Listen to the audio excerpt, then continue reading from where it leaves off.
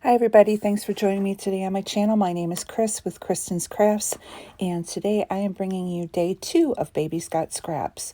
So again, I'm going and using my 6x6 paper pads, and I am scrapbooking. This heritage picture is a picture of my grandfather when he was just a toddler.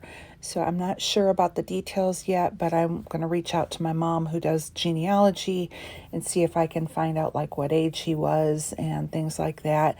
And I will planning on doing a lot of journaling on this layout just to talk about him and his childhood. So I picked out 4 papers from this paper pad, and it's one that I hadn't even used yet, so I was kind of happy to break into it. And I picked out mainly things that looked kind of vintage, but also masculine. So I went with the blues, the kind of the yellowish, the grid paper or ledger paper, and also there was like a gingham paper that I'm using here. And I'm just going to kind of try and break it up and layer it. I had no plan in place, just trying to kind of fit things in. And that's what I do, even with scraps. You're just kind of moving things around, breaking things in half to make them look like they're bigger pieces of paper when they're not. So once I'm kind of happy with the general idea of how I want the layout to be, I'm going to go ahead and start adhering everything down. So I liked on that blue 6x6 square, it had the kind of looked like a postage stamp or kind of a freight stamp kind of thing, and it led to that vintage. So I wanted to make sure that stayed in. So I had the photo of my grandfather go more to the right. Now I'm taking the strip of striped paper and I'm having that go horizontal across the layout. And I ended up being able to divide just the one 3x6 piece in half and have it go all the way across. And next layer I put on was the gingham, and then from behind I am going to be using the ledger. Now a lot of that ledger is actually going to be used for my journaling, and so I want to try and leave that blank.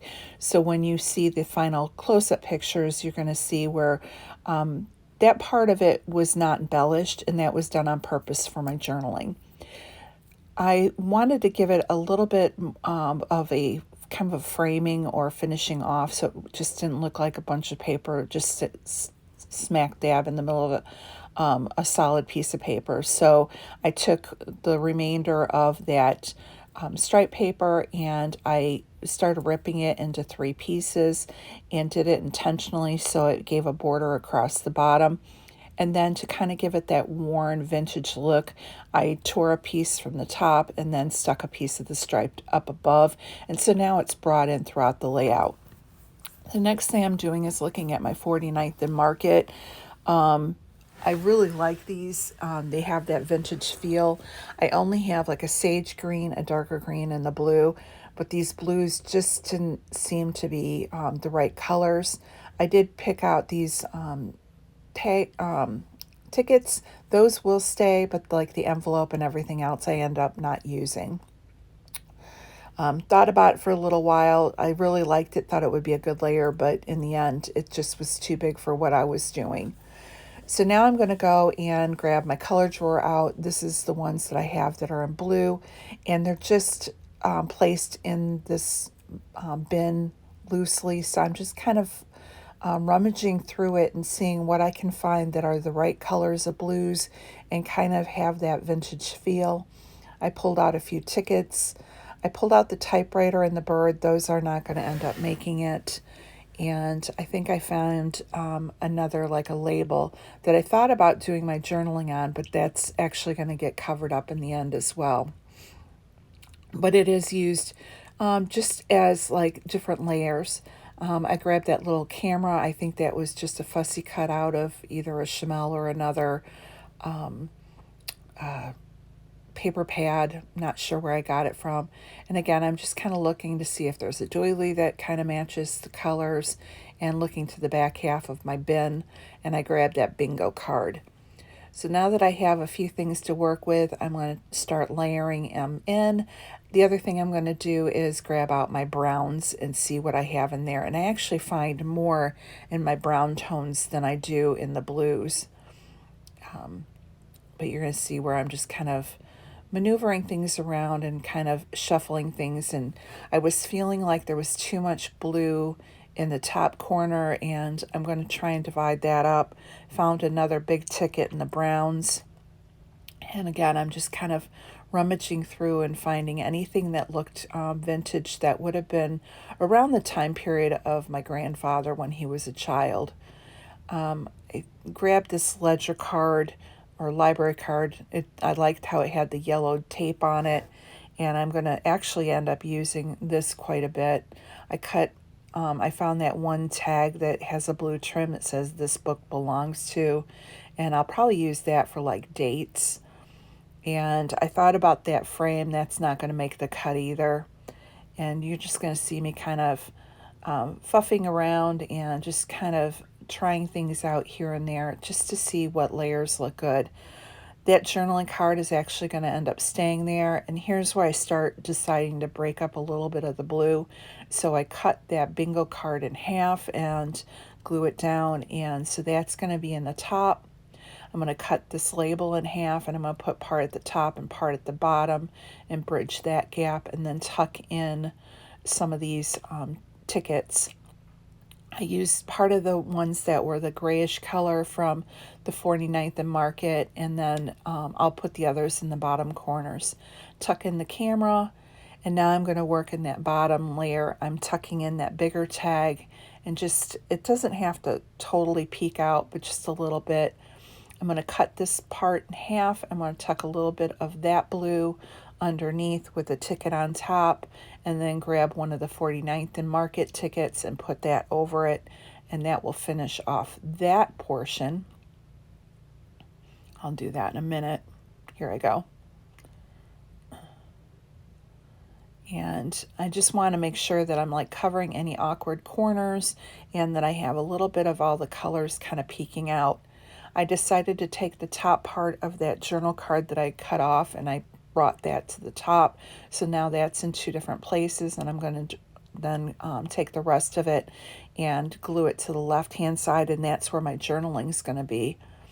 I take that other half of the label, I have that up above, and I'm going to tuck in the rest of the tickets. Now you will find off camera, I decided that those labels were just a little bit too stark white, and my journaling is going to be more on the ledger part of it. So I will go back off camera, and I do find a flower that I had fussy cut out from, it was the Park Lane Auburn Lane, or the Pink Paisley Auburn Lane. I cut that floral in half, and I will have part in the upper right-hand corner and then part in the bottom left-hand corner. And that will kind of take away that stark feeling. Sprinkle around a few of the enamel dots. I did find a few of the, I found a little tag that was from the Not Just for Boys kit club that I had. It comes on their packaging and it says handsome young man, so I put that below his picture. And now I'm taking some of these My Mind's Eye alphas. I'm going to look through those and see if there's any that I have enough letters for, and I don't. So I have this dark brown, probably came from a 12 by 12 paper sheet that I'm going to spell out his name. I'm not going to make you watch the whole thing. You're going to see my glue ends up being clogged, and so I'm going to end up editing a little bit of that off, but I have to go off camera and kind of unclog my glue. The original pin that came with my art glitter glue broke, and so I've been trying to struggle to find something to keep it closed. So once I got that going, I'm starting to spell out his name, and I'll have that diagonal or on the side of his picture. And I'll just kind of clean up that excess glue, but I am using just a little bit extra glue just to make sure none of the letters fall off of it, and I'll clean that up. Here I go. And then I'm just not going to make you watch the rest of it, so I just spell out his name of Walter Stoll. Another thing I do off camera is I do find another like a banner sticker or banner die cut that I end up putting up on that blue 6x6 by his name, and I'll use my tiny attacher to glue that down. I found one more label sticker that says timeless, and that is pretty much going to be it for this layout. Again, just check out the close-ups. You'll see the additional changes that are on there. And then off camera, I will go ahead and write about, when he was born, when he passed away, where he grew up at, and just try and start journaling a little bit of the history of my grandfather. So thank you so much for watching, and you all have a great day, and we will see you tomorrow with layout number 3.